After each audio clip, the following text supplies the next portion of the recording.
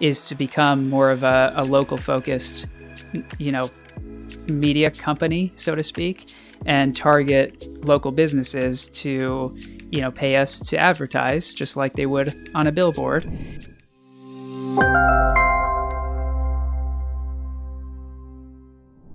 All right, and just like that, we are back again with the Mind the Growth podcast. As always, I am Chris Kinghorn. And I'm Eric Hoffman. And Eric, I've got a little bit of a different studio setup today, so I apologize about my messy kitchen here. It's all right. We do what we got to do, you know. I know. We're quarantining for all those who are wondering what's going on, but we're being safe, and we don't have too many symptoms at the moment, so we should be good to go soon. I thought you were actually going to say you had to sell your offices, liquidate a lot of your assets, and now you're stuck in your apartment because that's the only thing you have left in terms of your margin portfolio. I've got a little bit left on my margin call, so I'm hoping that I can ride that out. So we're still in the apartment for now. We might be homeless in the next, call it 15 days if things keep going the way they're going. Seriously, yeah. So probably a good segue. What the heck is happening? We're in a pretty big death spiral right now. We are. Papa Powell came out and bumped us up 75 basis points, but based on how terrible the last handful of trading days have been, I think we were kind of priced in a little bit. There was a little bit of positivity behind the market after the 75 was announced, but I don't necessarily see anything going up within the next handful of months. What are you saying? Yeah, it's looking pretty dire right now, both, stocks and crypto, which I'm focusing on. I mean, there's a lot of people that were calling this past Monday Bloody Monday in both the market and in crypto in particular, because there's been just a crazy whirlwind of things happening, a cascading effect, I guess you would say. Ever since Luna collapsed, there's been lots of disruption since then. Have you been reading about a couple of the others that seem to be bringing the market down? Yeah, Celsius, and it's funny, when I had first gotten into kind of staking rewards and figuring out where to park my crypto, I decided to go in the direction of Kraken for Cardano and Polkadot. And for Bitcoin and Ethereum, I was really torn in between Celsius and Nexo.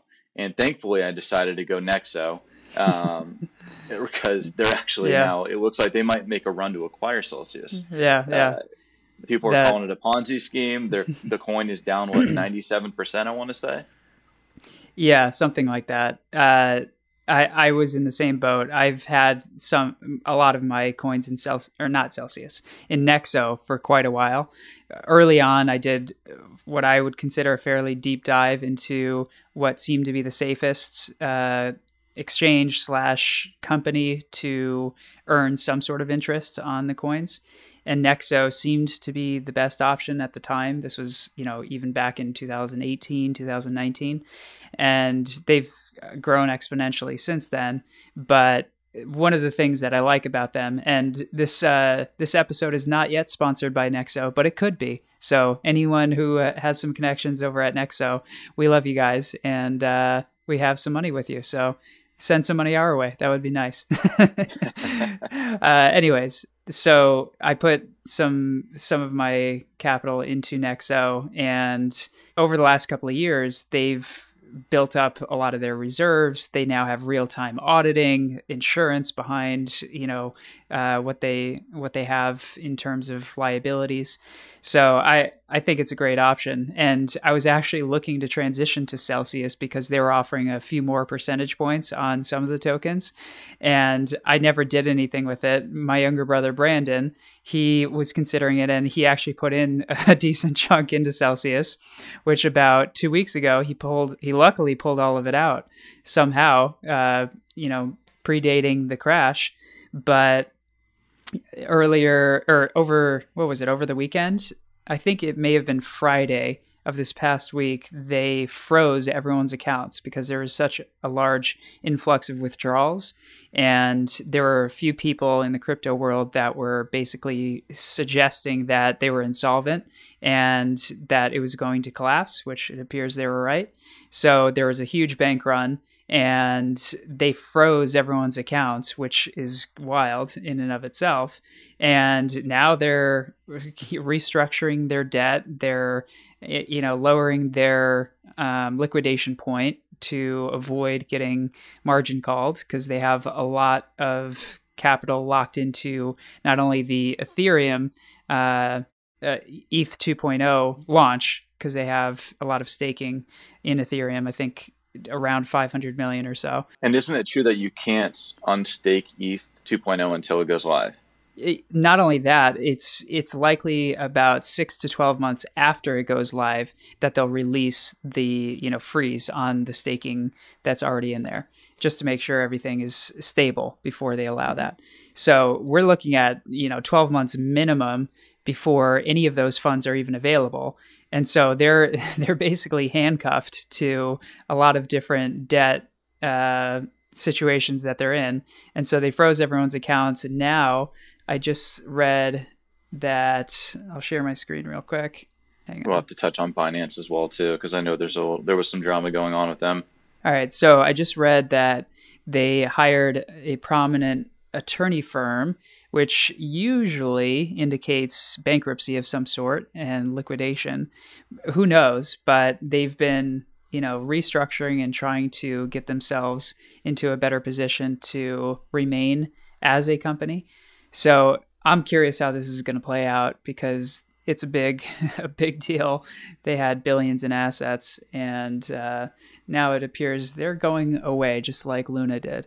So can you look up what the Celsius coin, the value of the Celsius coin is? And while you're doing that, kind of to give everybody some context, if they're not as familiar, Celsius has a coin, and so does Nexo, and so does Binance, and a bunch of these other kind of lending platforms have these coins. And what you can do is, instead of keeping USD in your bank account, you can transfer it into one of these ecosystems, and they will give you 6, 7, 8, 12% of a return on it.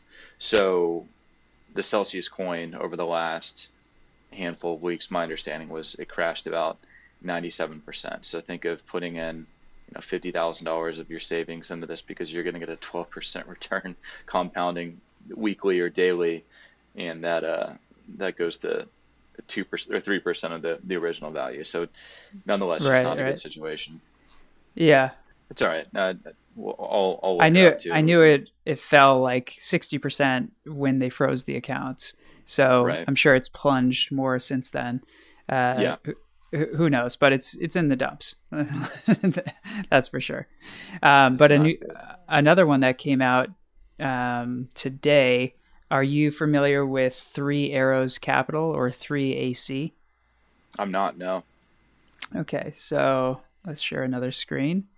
So this guy Zhu Su, he's really prominent in the Bitcoin community. He created basically a hedge fund for crypto. And over the past couple of months, he had, I want to say like 500 million or so in Luna when it collapsed, which obviously is a huge hit in and of itself. And he also has a lot of money tied up into the Ethereum staking, which, as we already talked about, will not be available for another 12 months, probably minimum. And so their hedge fund seems to be collapsing also at the same time as everything else. And so it's these huge, like, billion-dollar companies that are seemingly taking down the entire market.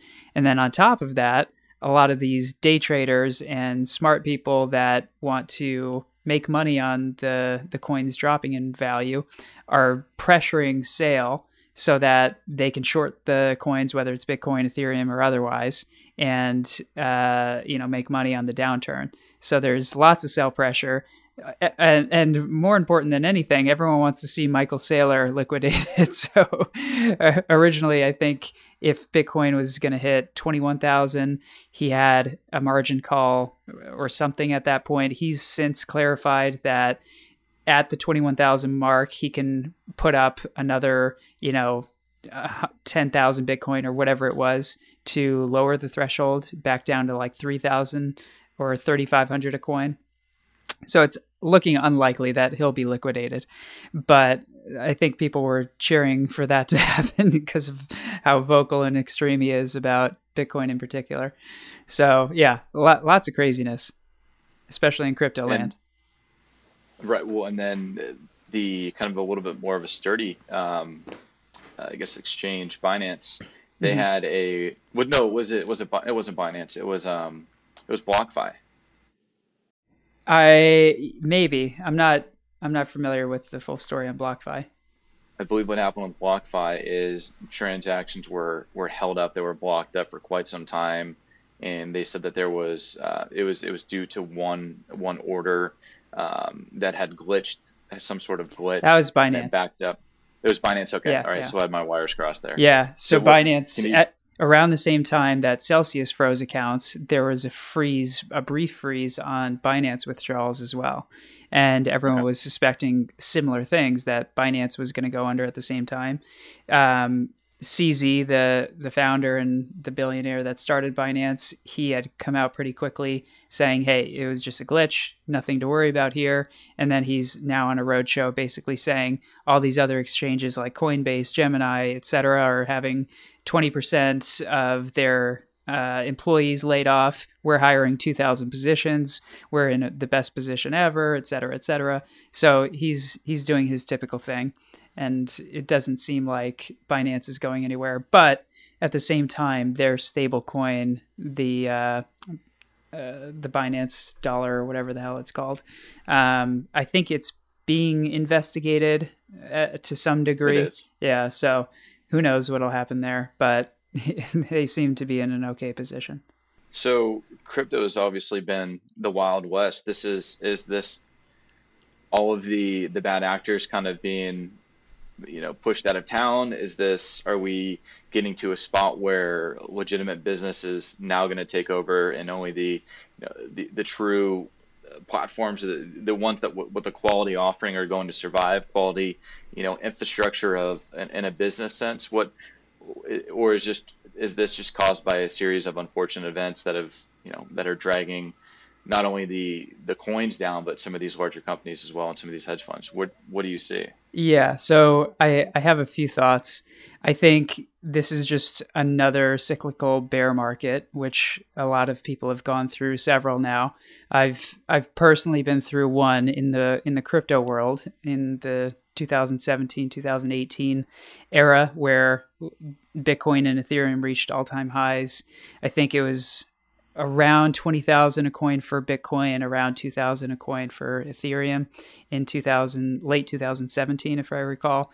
And then Ethereum dropped to like $83. Bitcoin dropped to like 3,400 or something.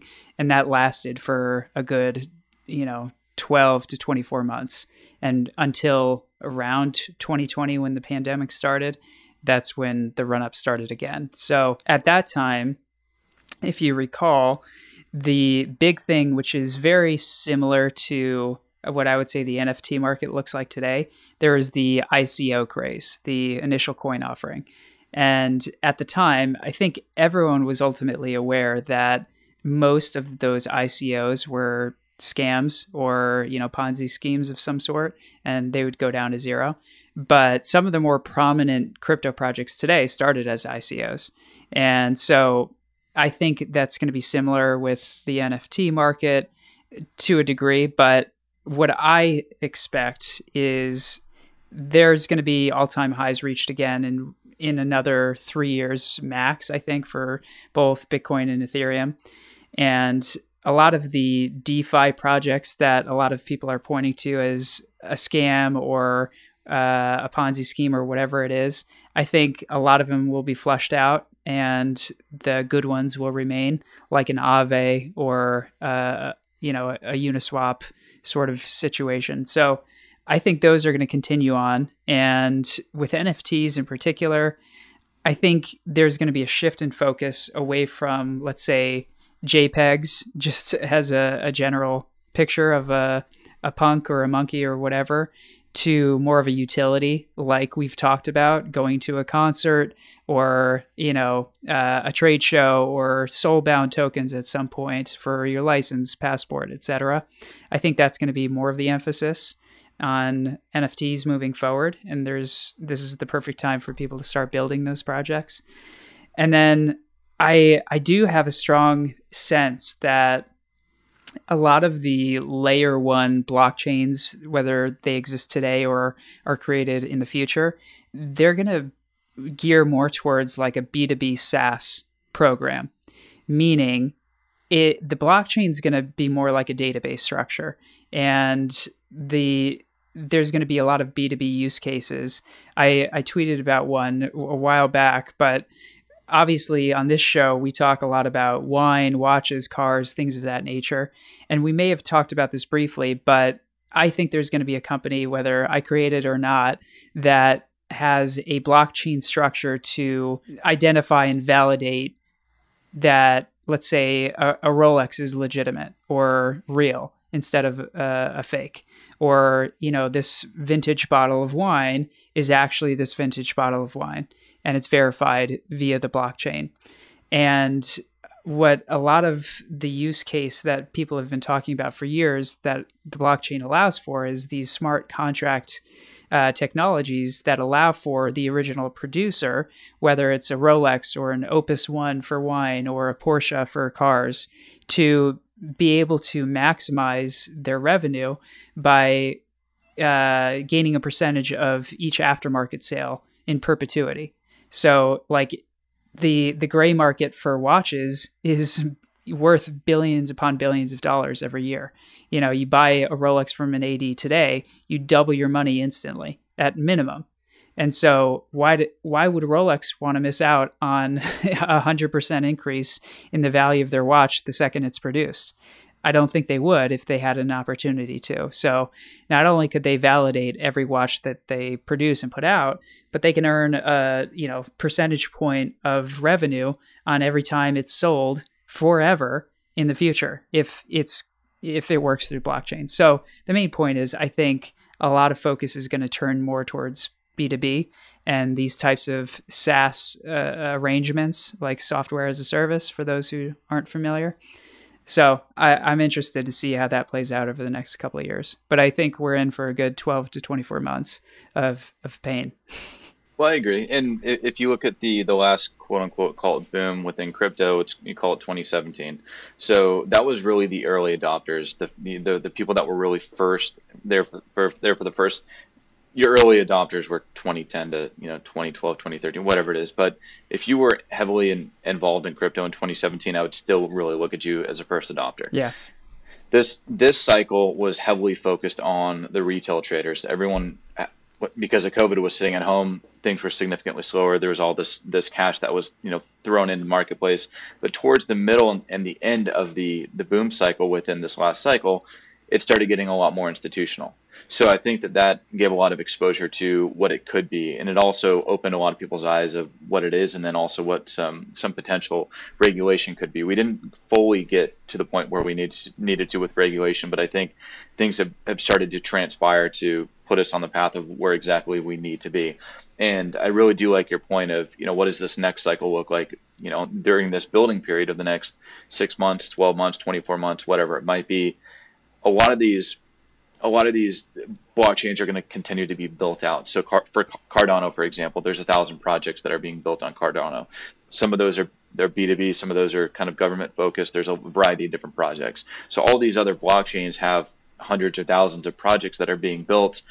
So if that continues to expand and go on for the next 12, 24 months, once we hit the next cycle, there's going to be a lot more utility for a lot of these things. And some of the bad actors and some of the the blockchains that are just really dog shit, those are going to phase out. I think it's going to go from people being more speculative on the coins, is what this last cycle was, to where the utility actually is and what has been built on those platforms. Yeah. So that's kind of how I see what 2017 was, what this cycle is, and what the next cycle will be. Yeah, I agree. I think it's a wait and see game right now, and I'm buckled up for the long haul. So You know, Are you buying? I had been this when on what Friday or Saturday when everything tanked another like 12 to 15%, whatever it was. I have not purchased since then. So I was buying up Ethereum at like 1,700, Bitcoin at like 27,000. But then when it dropped even further, I'm like, Jesus Christ, this could be a bloodbath. And I personally, my opinion, and this isn't a financial advice for those of you out there, but I am waiting to see how some of these play out, like the Celsius story or the 3AC, because if those go down, the markets are going with it. And I don't want to, you know, be stuck again holding the bag, even though I will be to a degree. I don't want to put more money in that's just going to be cut in half again and again and again. So yeah, it hurts to see, but you know, it hurt the last time around and it looked great on the other end. So fingers crossed, we'll see that again. All right. Well, so let's just keep DCAing, baby. That's the plan. Yeah. Yeah. So, what other thing that I wanted to talk about today is podcasts and chat about some that we're listening to, some that are up and coming, and bat around some ideas. So, what are you listening to right now? Let's say your top 2 or 3 that you cycle through. Yes. So one that I like there's a handful of, I'm in the construction tech ecosystem. So there's a lot of construction tech podcasts, and I'll listen to those every once in a while just to get a pulse on what people are saying about the ecosystem. Mm-hmm. But if I'm unplugging and want to spend my time, you know, just thinking about something that I enjoy, that's not work related, you know, if I'm looking for a wine podcast, I really do like Bon Appetit, and what is his name? It's Austin. What's his last name? It's a guy named Austin who's a Somm, and he does a great job. He's got his own podcast, and it is Wine of the World is what the title of the series is, and he's got a handful of different videos out. But he did a video with like Kevin Hart, and he's done a few others with famous people, whether it's an actor or an athlete, and he just does a really good job of kind of highlighting a variety of different components about wine, but it's more so what he always goes back to is the experience, and some of the conversations that he has with his guests are just phenomenal. He does a really good job of focusing on the wine, but also having a great conversation with somebody. So really good interviewer. I really like that one. Hodinkee for watches, but one that I did come across that I've been really enjoying, and we'd love to try to collab with you guys, is Craft and Tailored. So Craft and Tailored is a group out of LA, and they source vintage watches. And obviously we're huge watch fans on this podcast, and Craft and Tailored, I've probably watched 5 or 6 of their videos now, and it's only been a handful of days. Absolutely love it. They do a great job explaining the watches, kind of educating people on the different reference numbers and kind of the importance and significance of each, and kind of where they fit into the manufacturer story. So really enjoying that one, and All In Podcast. I don't think you can go wrong with that one. Those guys are a hoot. So those are kind of 3 that I really enjoy. Nice. Yeah, I'll have to check out that wine podcast. I'm not familiar, but it sounds cool. And they should actually rename it to Wine Weekly or Weekly Wine or something like that, and just feature a new wine each week, and then make money by being an affiliate for that winery and whatever is sold. They've got like 6 million subscribers, so they're doing something right. I guess they know better than me, so I won't pitch them my consulting services just yet. But yeah, that sounds like an interesting one. The ones that I have been listening to, I've for the past couple of years been really into the business podcasts like an All In, although ever since the All In Summit, they've only just been releasing like snippets from that show. So I haven't really listened much since their last. Did you listen to the Elon one? Yeah, of course. So I haven't been listening to that one over the past few weeks because I don't think they've had an actual, original podcast since the All In Summit. But regardless, the ones that I have been listening to perpetually for a while, I'll share my screen again. This one is the My First Million podcast.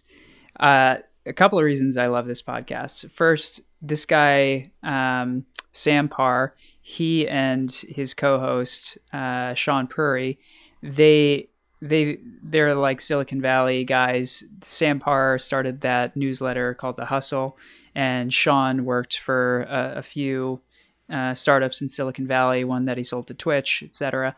But the way they have banter back and forth, I think, is really unique. And what they kind of fell into is the structure where they most of the time, less so recently, but most of the time, they spend the podcast just talking about different business ideas that they have and that they've seen, what they would do to, make money off certain businesses that they think of or that have come to them. And now they're both angel investing. And so it's really interesting to hear from guys that are pretty much our age, that have been successful, and, some of the things they think about, where they're putting their money.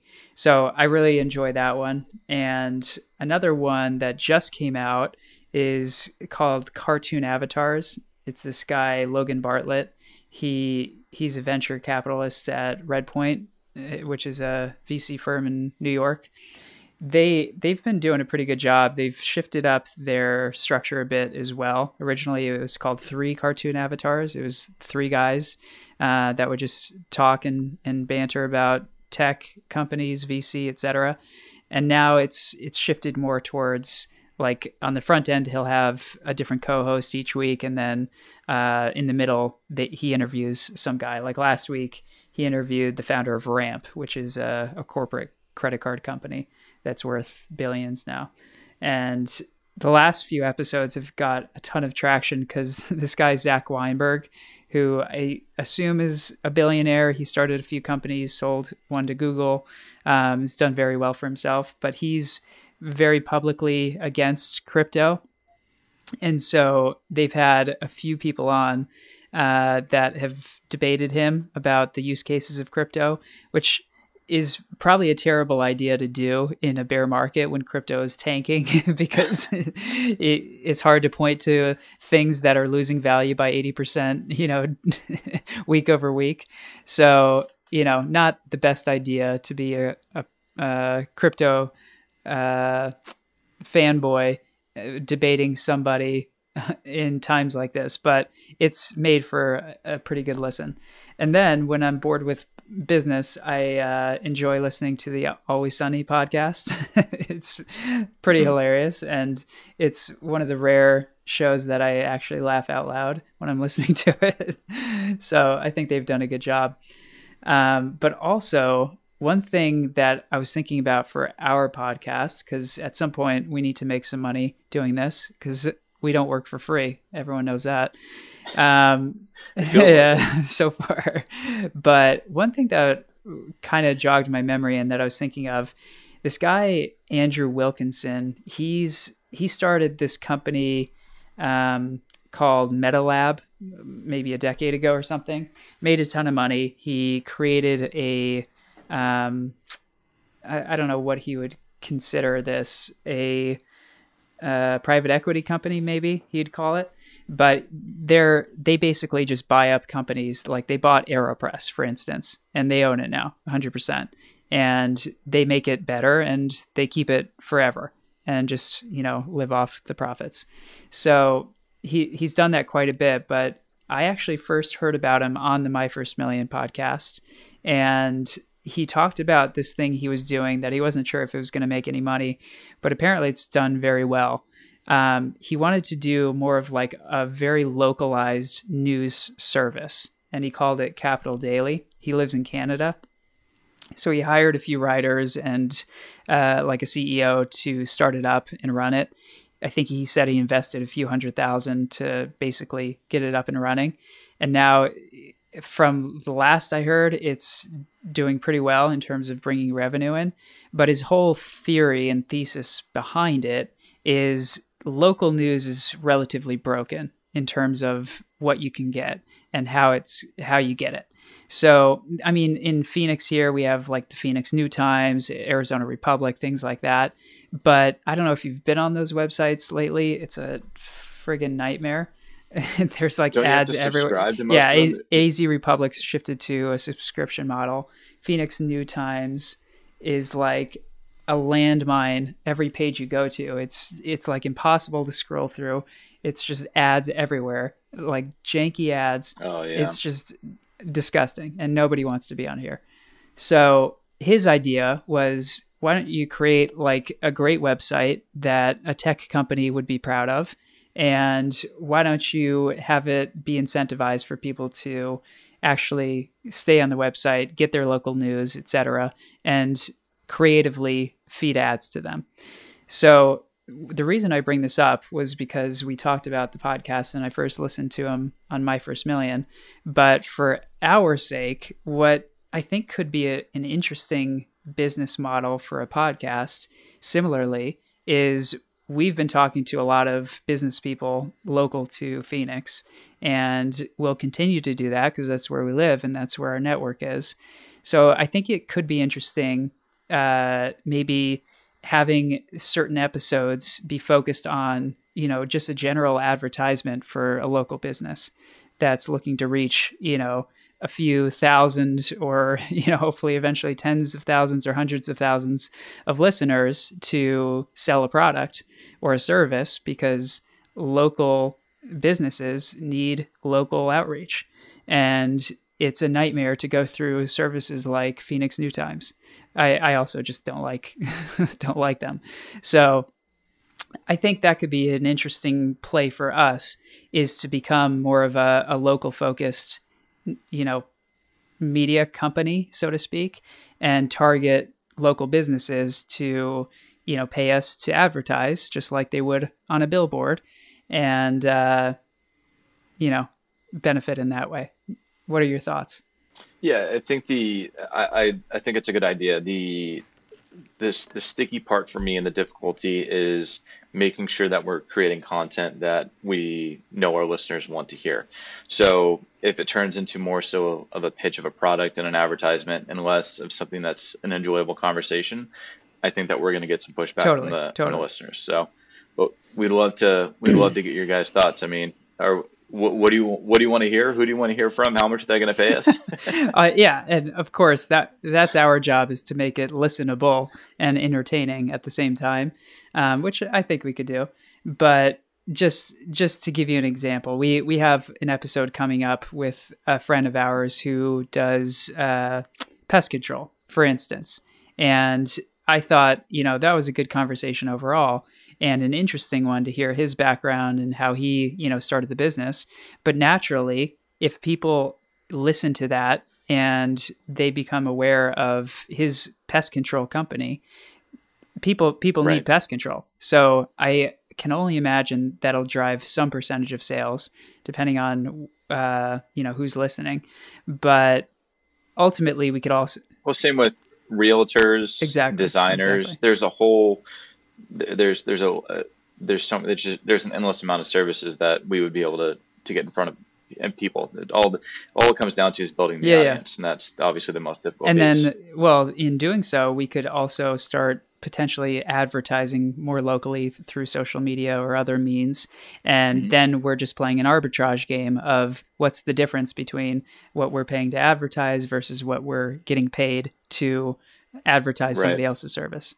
So that's really the ultimate business plan at the end of the day, is make interesting content, but at the same time, maybe it can be marketed for, local listeners and local businesses. Have those, come together. Yeah, absolutely. And then obviously our goal is to be transparent with the user, with the listeners, and that's part of the reason, guys, of why we the users. Listen, I've got my tech mind turned on. It's all about the users, the customer experience, the seat, the user experience. No, but in all seriousness, we want to make sure that you guys understand of kind of what our goals are with this, and kind of take you along for the journey, give you some transparency that you might not be able to get elsewhere. Yeah. So we'll see. If you have thoughts, comment below. Like, subscribe, tell your mom, tell your dad, tell your cousin to start listening, and we'll we're planning to fill your Don't ears. sell your Yeah. crypto. Yeah. HODL, it's going to come back. Buy the dip, not financial advice. Yeah. And until next week. We'll hopefully have some better news soon. All right. Good chatting. We'll see. Talk to you later. Awesome.